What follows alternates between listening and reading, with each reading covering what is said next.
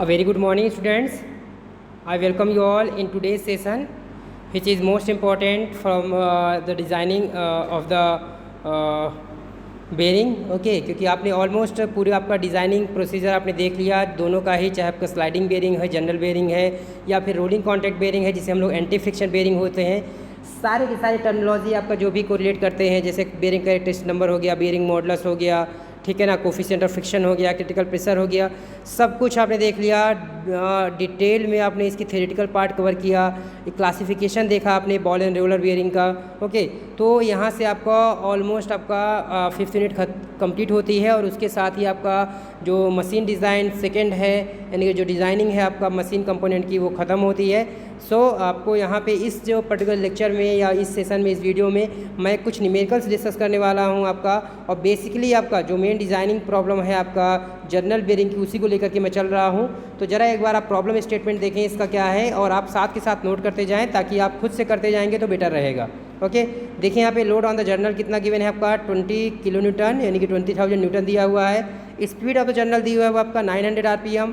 Type of oil is SAE10, ये आपका lubricant का यहाँ पे टाइप दिया हुआ है SAE10, for which the absolute viscosity at 55 degree Celsius, मतलब कि इसकी विस्कोसिटी भी दी है आपका टेम्परेचर पर 0.017 किलोग्राम पर मीटर सेकेंड, जबकि एम्बिएंट टेम्परेचर दिया है आपका 15.5 डिग्री सेल्सियस, यानी कि आपको जो लुब्रिकेंट का टेम्परेचर है आपका 55 डिग्री सेल्सियस है, और जो यहाँ पे एम्बिएंट टेम्परेचर दिया हुआ आपका 15.5 है. Okay, and the maximum bearing pressure for the pump, that is the 1.5 Newton per mm square. Okay, so now calculate also mass of the lubricating oil required for the artificial cooling, and if rise of temperature or of oil be limited to 10 degree Celsius, तो इसकी जो limitation है कितना आपका increase कर सकता है, rise कर सकता है temperature 10 degree Celsius. Heat dissipation coefficient दिया है आपका 1232 वाट पर मीटर स्क्वायर पर डिग्री सेल्सियस. तो आपका जो फर्स्ट ऑफ ऑल सॉल्व करेंगे, तो इसको सबसे पहले आपका जो गिवन पैरामीटर है वो देखिए क्या क्या गिवन है आपको यहाँ पे देखते जाएं. सबसे पहले लोड दिया हुआ है आपका 20 किलो न्यूटन, यानी कि 20,000 न्यूटन. ओके, आपकी स्पीड दिया है n, speed of general n दिया आपका 900 RPM. ओके, जो आपका यहाँ पे ऑयल फिल्म का जो टेम्परेचर दिया है आपका कितना 55 डिग्री सेल्सियस, और इसका आपकी विस्कोसिटी दी हुई है आपका, ओके, डायनेमिक विस्कोसिटी 0.017 किलोग्राम पर metre second. Okay, ambient temperature दिया हुआ है, एटमॉस्फेरिक टेम्परेचर दिया हुआ TA = 15.5 डिग्री सेल्सियस. ओके, और क्या दिया हुआ है यहाँ पे, बियरिंग प्रेशर दिया हुआ है यहाँ पे 1.5 न्यूटन पर mm स्क्वायर. ओके, और क्या है यहाँ पे, T दिया हुआ है आपका राइज इन टेम्परेचर, T = दिया है 10 डिग्री सेल्सियस, और जो आपका हीट डिसिपेशन कोफिशिएंट C दिया है आपका 1232 वाट पर मीटर स्क्वायर डिग्री सेल्सियस. ठीक है, तो कौन कौन से आपका स्टेप फॉलो करते हैं, आपका स्टेप बाय स्टेप आपका इसको सॉल्व करेंगे, और यहाँ पे जो मास ऑफ द, यहाँ पे जो लुब्रिकेटिंग ऑयल को है उसको फाइंड आउट करेंगे. ठीक है, देखें फर्स्ट स्टेप आपका यहाँ पे, first of all let us find the length of the journal L. Assume the diameter of the journal D as 100 mm. हमने डायमीटर को एज्यूम किया, मैंने प्रोसीजर में बता रखा है आपको. तो डायमीटर हमने एज्यूम किया 100 mm. तो टेबल से आप देखेंगे, we find that the ratio L/D for the centrifugal pumps varies from 1 to 2. So let us take L/D = 1 से 2 के बीच कोई भी ले सकते हैं. तो L/D हमने ले लिया 1.6. तो उसके भी हाफ में यदि लेंथ निकालेंगे तो डायमीटर से मल्टीप्लाई कर देंगे तो कितना हो जाएगा 160. लेंथ कितनी हो जाएगी 160 mm हो जाएगा. ओके, सेकेंड पॉइंट है आपका, सेकेंड स्टेप देखें, we know that the bearing pressure, जो बियरिंग प्रेशर होता है आपका, that is the load upon area, load upon projected area. तो W क्या आएगा, L × D आएगा. तो लोड दिया है कितना आपका 20,000, L आपने निकाल लिया है 160, और आपने डायमीटर एज्यूम कर रखा है 100. इसको सॉल्व करेंगे तो आ जाएगा कितना, ये 1.25. तो यहाँ तक क्लियर है आपके. ये आपके देखा जाए तो यहाँ से 2 स्टेप कंप्लीट होते हैं. आपने लेंथ निकाल लिया, आपने बियरिंग प्रेशर निकाल लिया. Since the given bearing pressure for the pump is 1.5 Newton पर mm स्क्वायर, क्योंकि आपको जो गिवन प्रेशर है आपको कितना ले रखा है, आपको 1.5 न्यूटन पर mm स्क्वायर ले रखा है, दिया हुआ है. Therefore the above value of P is safe and hence the dimensions of L and D are safe. यानी कि आपका यहाँ पे हमने चेक किया है प्रेशर के बिहाफ में कि आपने जो डायमीटर एज्यूम किया है और उसके बिहाफ में जो आपने L/D रेशियो लिया है वो सही लिया है नहीं लिया, अदरवाइज आपको दोबारा से डिजाइनिंग करनी पड़ती. यदि आपका जो बियरिंग प्रेशर है यदि आपको 1.5 से ज़्यादा आ जाता तो दोबारा से आपको डायमीटर भी एज्यूम करना पड़ता और इसका रेशियो भी। ओके, चले थर्ड स्टेप देखें। बियरिंग कैरेक्टरिस्टिक नंबर निकालेंगे, यानी कि ZM/P फाइंड आउट करेंगे। जेड दिया हुआ है डायनेमिक विस्कोसिटी कितनी 0.017 और जो स्पीड दिया है आपका 900 RPM। प्रेशर दिया आपने निकाल रखा है कितना 1.25, डिवाइड कर देंगे तो कितना आ जाएगा 12.24। ध्यान रखिएगा यहाँ पे जो थोड़ा सा नोटिस करने वाली बात यह है कि यहाँ पे प्रेशर पहले से आपका गिवन है, बट आपने जो क्राइटेरिया लेकर के, जो डायमीटर, जो लेंथ लेकर के आपने काम किया है, उसके बिहाफ में जो आपने प्रेशर लिया है, निकाला है, उसको ही यहाँ पे अप्लाई करेंगे। ठीक है, तो यहाँ पे बियरिंग कैरेक्टरिस्टिक नंबर ZN/P आ गया कितना 12.24। ओके, अब यहाँ पे देखेंगे टेबल से देखें, we find that the operating value of the ZN/P। Tables देखेंगे तो इस पर्टिकुलर पैरामीटर्स के लिए जो ZN/P की वैल्यू है आपका 28 है। So we have discussed in the previous articles that the minimum value of the bearing modulus at which the oil film will break is given by, यानी कि आपका वहाँ पे वो 3 times of the bearing modulus होना चाहिए। ठीक है, ZN/P आपका जहाँ पे मिनिमम ऑयल फिल्म थिकनेस रहती है, जहाँ पे फिल्म ब्रेक हो जाती है और जो जर्नल है आपका वो बेरिंग के डायरेक्ट कांटेक्ट में आ जाता है, तो उस केस के लिए आपका जो बियरिंग कैरेक्टरिस्टिक नंबर ZN/P की जो वैल्यू होती है 3 टाइम्स ऑफ बियरिंग मॉडुलस होती है, यानी कि 3 के बराबर हो जाएगा ZN/P।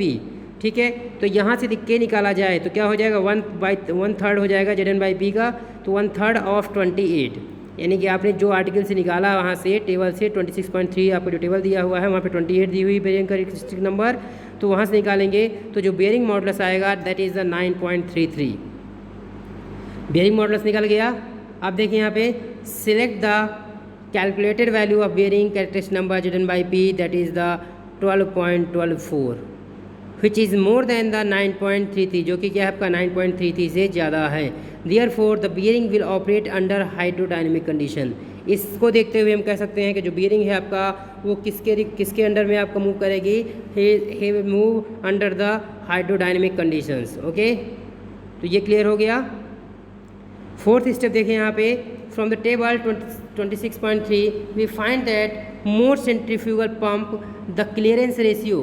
ओके, तो फॉर द सेंट्रीफ्यूगल पंप्स आपका जो क्लियरेंस रेशियो आएगा C/D that is nothing but the 0.0013 होगा।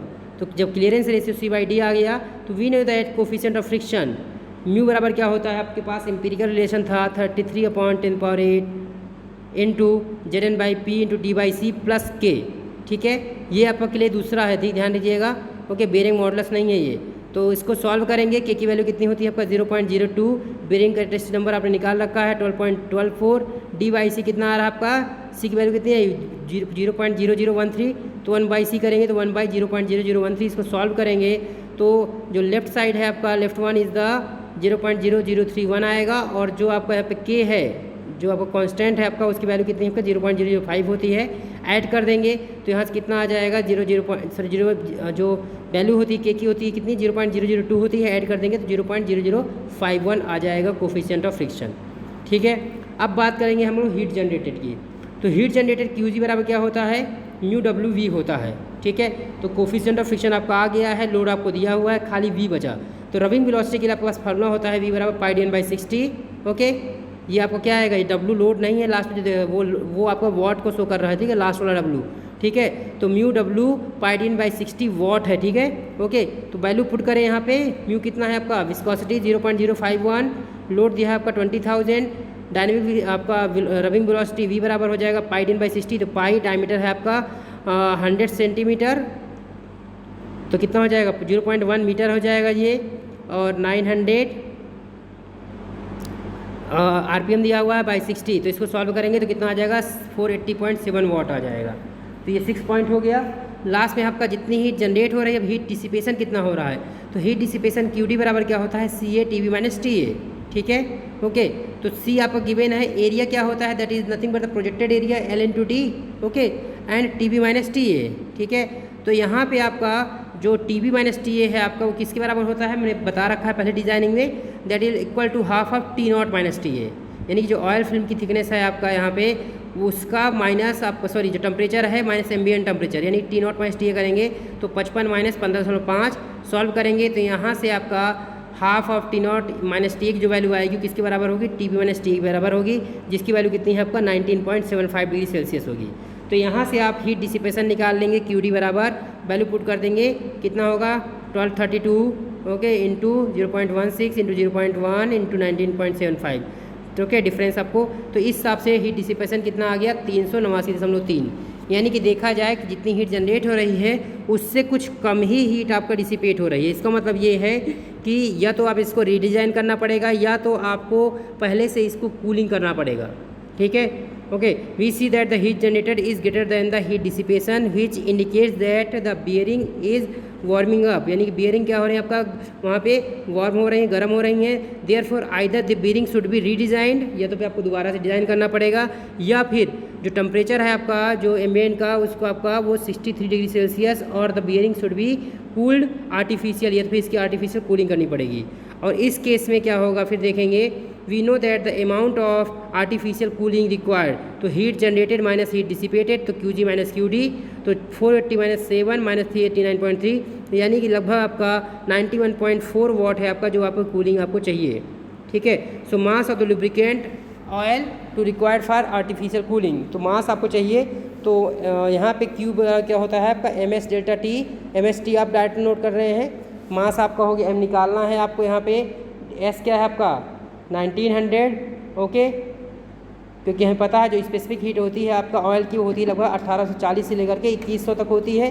तो हमने यहाँ पे कंसीडर किया कितना, यहाँ पे लगभग 1900 कंसीडर किया हमने, जो टेम्परेचर है आपका वो हमने 10 डिग्री सेल्सियस ले लिया, ठीक है।